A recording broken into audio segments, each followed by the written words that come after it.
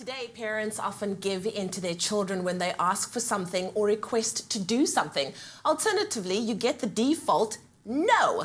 Now, this morning, we chat to our creative parenting expert and author, Nikki Bush, about whether these strategies are effective in teaching our kids to prioritize what they have to do or what they want to do. Nikki, so good to have you back on our show once again. It's a pleasure. I really am enjoying this series that we're doing with you. Let's start off with, what is the problem of either giving in to your child or just flat out telling them no when they want to do something that they really want to do? So, Leanne, you know, life is full of things that we have to do, the not so fun stuff, the boring stuff, the detail of life, and full of stuff that we want to do, the fun stuff. And children are not born knowing how to balance all of that and learning how to prioritize what comes first and what comes after that. So they actually need us to guide them in this process. And when they come to us, as they often do, and they say, Mummy, can I go and play a video game? Either Mum says without thinking, no, go and do your homework first. Or yes, just to get the child out of her hair. Without thinking of the consequences of saying the yes or the no.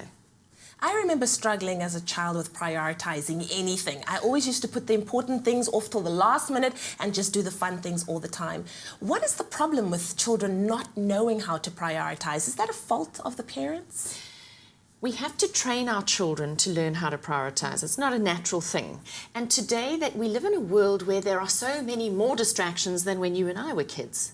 So all the multitude of very entertaining devices that really can distract our children from what has to be done, whether it be homework, whether it be doing, you know, normal stuff like having a bath or, you know, the everyday chores kind of thing. So if we're not careful and if we're not conscious, children will just go off and do that stuff. And we have to bring them back in because, you know, if they're at school, they have to study for tests, they have to do their homework. If they're playing sport, they need to practice, they need to get to lessons on time. It's that kind of life skill of learning how to manage my time, learning how to compartmentalize what I need to do, when I need to do it, how I need to do it. Otherwise, we'll have disorganized children or children who are shirkers, not doers. And the ultimate aim is to create accountable, responsible children who can actually lead an independent life from us one day. Absolutely. Now, many adults are serial procrastinators. So these things should have been learned as a child already. How can parents start helping their children to learn how to prioritize? So I'm going to take a leaf out of Michael Gross's book. He's the #1 Australian parenting expert, and he talks about grandma's principle. And it's about the words you use. So when we respond to our children's requests, we need to use when and then. So it will be, the child asks to do something, and we'll say, when you finish your homework, then you can go and watch TV.